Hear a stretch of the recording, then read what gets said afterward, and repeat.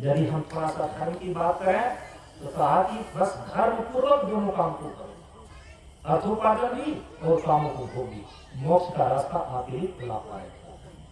धर्म जब आप बोलते हैं ना, वेद में धर्म के दो स्वरूप बतलाए गए, एक है प्रवृत्ति रूप धर्म और दूसरा है निवृत्ति रूप धर्म। प्रवृत्ति रूप धर्म का मतलब होता है कि प्रवृत्ति करते हुए, जैसे कि कोई पत्नी है तो पत्नी का धर्म है, यदि कोई पति है तो पति का धर्म है, यदि कि कोई गृहस्थाश्रम है तो गृहस्थाश्रम का धर्म है, कोई ब्रह्मचारी तो ब्रह्मचर्य का धर्म है। इसको बोलते हैं प्रवृत्ति रूप धर्म। और जब प्रवृत्ति रूप धर्म करते हैं ना तो वही कहलाता है स्वधर्म। जिनकी जिनकी जो जो जिम्मेदारियां हैं, भगवान कहते हैं कि स्व स्व कर्मणि अभिरता संसिद्धि लभते नरः। जो कर्तव्य पूर्वक अपने धर्म का पालन करता है, एक न एक दिन वह संसिद्धि को उपलब्ध हो जाता है। लेकिन जो निवृत्ति रूप धर्म है, निवृत्ति रूप धर्म का मतलब होता है भागवत धर्म। ब्रज की गोपियां निवृत्ति धर्म का पालन की। जब भगवान श्री कृष्ण ने रासलीला में पूछा कि तुम्हारी पति घर पर है, दूध मुहा बच्चा घर पर है और उसको छोड़ करके तुम आ गई है मेरे पास, जानते हैं गोपियां ने भागवत में क्या कहा है? हे भगवान, आप ही बताइए, हम धर्म का पालन करती क्यों है? धर्म का अंतिम फल क्या है? आपने धर्म का प्रयोजन क्या बतलाया है? भगवान से प्रश्न कर रही थी और भगवान को स्वीकार करना पड़ा कि धर्म का अंतिम फल ईश्वर है, धर्मानुष्ठान का अंतिम फल मोक्ष है। कहा कि जब भगवान साक्षात खड़े होकर बंसी बजा करके पुकार रहे हो तो क्या हम इतनी अभागा हैं कि घर में पत्नी बन करके ही और बच्चे को दूध पिलाते ही हम इस अवसर को खो दें? ये है कि संसार में रहते हुए लेकिन कितना विवेक वो रखती है कि केवल मोह ममता में ही अपने धर्म को सीमित नहीं किया, बल्कि भागवत धर्म का भी पालन की। इसको बोलते हैं निवृत्ति रूप धर्म। ब्रज की गोपियों ने पालन किया, इसलिए भगवान का सानिध्य प्राप्त हो गया। मीरा को देख लीजिए, ऐसी लागी लगन मीरा हो गई मगन, वो तो गली गली हरि गुण गाने लगी, महलों में पली बन के जोगन चली, अपने प्रिय प्रियतम को मनाने लगी, बैठी संतों के संग रंगी मोहन के रंग। ये है निवृत्ति रूप धर्म। भगवान बुद्ध एक तो राजकुमार के पहले गौतम सिद्धार्थ, एक लौटा बेटा शुद्ध धर्म के। जब ज्योतिषाचार्य ने भविष्यवाणी कर दिया या तो यह पूरे एक छत्र सम्राट बनेगा, नहीं तो ये सन्यासी परिवार बनेगा। यदि वैराग्य के लक्षण इसको कहीं दिखाई देंगे, शरीर की असारता और नश्वरता इनको दुख रूप दिखाई दे दिया संसार में, उसी समय संन्यास धारण करेगा। राजा सुद्धोधन ने अपने घर में ऐसी व्यवस्था कर दिया गौतम सिद्धार्थ के लिए, जितने भी बूढ़े सेवक थे उसको हटा दिए, बिल्कुल युवा और सुंदरी को उनकी सेवा में लगाया गया। लेकिन देख लीजिए, एक दिन जब वही सिद्धार्थ अपने साथी मित्र छंदक के साथ नगर परिभ्रमण करने के लिए जाता है तो एक रोगी व्यक्ति को देख लेता है, एक बूढ़ा व्यक्ति को देख लेता है, एक मृत व्यक्ति को देख लेता है। और इस तीनों व्यक्ति को देखने पर, क्योंकि बचपन से तो कभी देखा ही नहीं था, राजमहल के भीतर रखा गया था, पहली दफे देखता है जब बुद्ध, तो संसार में किस प्रकार का दुख है, जब ये देखा तो उसके अंदर वैराग्य का जन्म हो गया।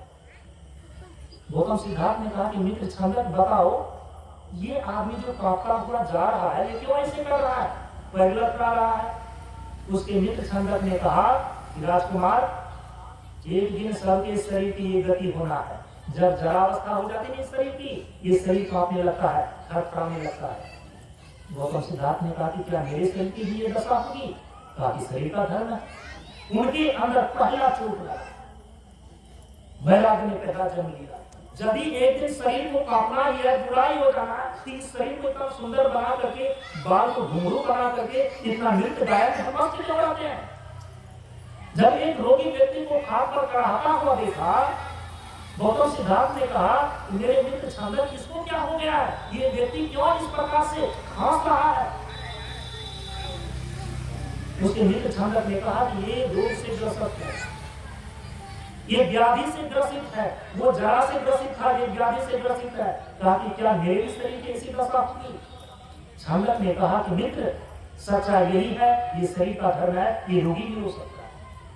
तब उनको लगा कि यदि ये शरीर एक दिन इतना रोगी व्याधि से ग्रसित हो जाता है कि खाद पर ये कड़ाता है, खांसता है, तो फिर इस शरीर से वो कैसा?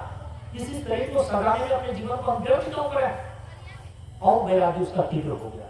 अब थोड़ी दूर आगे ही चला था, गौतम सिद्धार्थ देखता है कि कुछ आदमी का झुंड चला जा रहा है और एक आदमी एक चचड़ी पर लादा हुआ 4 आदमियों के कंधे पर है, बोल रहा है राम नाम सत्य है, राम नाम सत्य है। इस दृश्य को तो कभी सिद्धार्थ ने राजमहल के भीतर देखा नहीं था।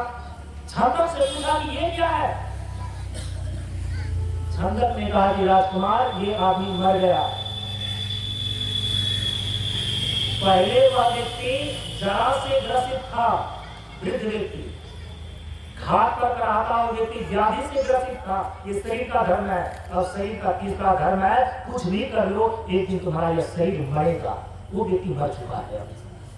सिद्धार्थ ने कहा, क्या मैं भी मरूंगा? छांदक ने कहा कि शरीर का धर्म है राजकुमार, एक दिन सबको मरना होता है। अब जो भी गुप्त सुप्त वैराग्य था वो प्रबल हो गया। कहा कि जब एक दिन मरना ही है तो फिर इस शरीर को इतना सजाना क्या?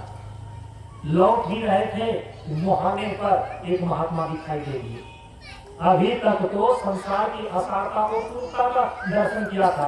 एक महात्मा सन्यासी पीपल वृक्ष के नीचे ध्यान में मग्न, शरीर इतना तेजस्वी और ओजस्वी था। सिद्धार्थ ने रुक करके पूछा कि मित्र छांदक, ये कौन है? छांदक ने बताया कि राजकुमार, ये जो है ना, ये सन्यासी है। ये पूरे संसार से विरक्त होकर के ये स्वयं में सत्य के अनुसंधान में लगे हुए हैं। ताकि सत्य के अनुसंधान में लगने का इनका शरीर देखो कितना तेजस्वी है, इनके चेहरे पर देखो कितना अपूर्व शांति है।